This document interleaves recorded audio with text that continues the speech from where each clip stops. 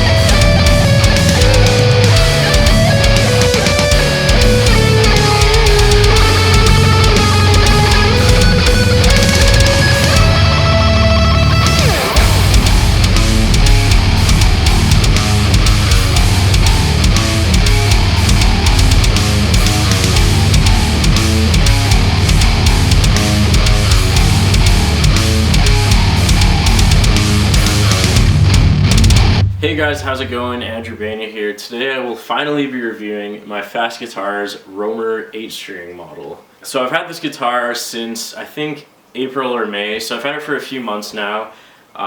If you watch my channel, you've seen this guitar probably like 20 times by now. But I didn't want to review it right when I got it because I didn't want to come off like I was just like, holy shit, I got this new guitar, it's the best thing in the world because it's brand new kind of thing. I wanted to wait a little while before I reviewed it to make sure that I was a little more honest about the review, I guess. So anyways, that's why this review is a little delayed and most of you have already seen this guitar. So let's start off with the specs of this guitar. It has a spalted maple top, which is stained this awesome avocado burst, as we called it. It's like a yellow to green to black.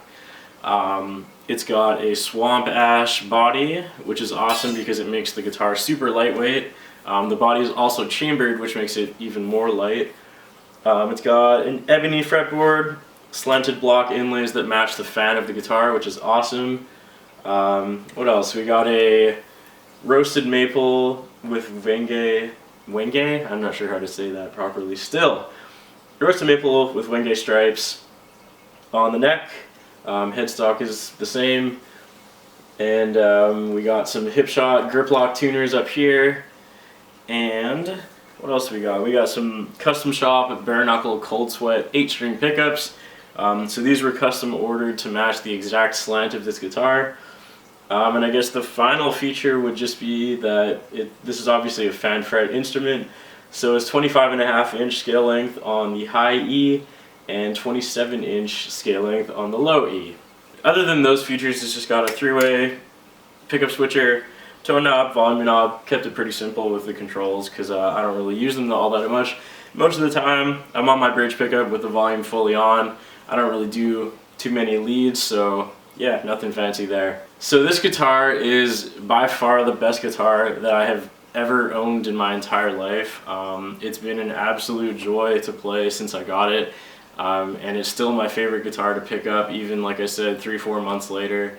Every single time I pick it up after playing any of my other guitars, it still feels the best and plays the best, and I'm still incredibly happy with this instrument overall. I've shown it to a bunch of my friends who have checked it out, and I think that a couple of them mentioned like the nut is like a tiny bit too wide for the headstock up here, like it's just not cut 100% properly, but I didn't even notice that, and I still don't really notice it when I play.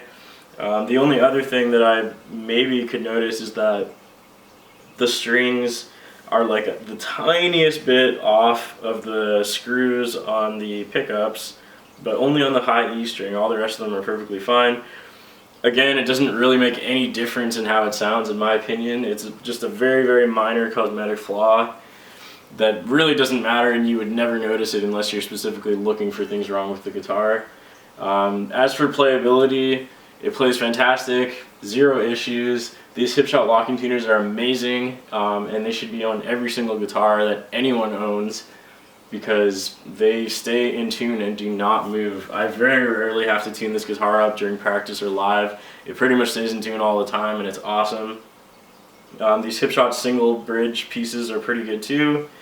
I guess the only thing I would have done differently if I were to order this guitar again was I would have liked to add some string ferrules in the back. The way that the strings load in here is they just kind of sit underneath the base plate of the bridge pieces, which again is fine, doesn't make any difference in the playability. But personally, now that I have it, I kind of would have preferred holes to go through the back, but hey, what can you do? Not a big deal at all. I can still string it up just as fast as I would the other way.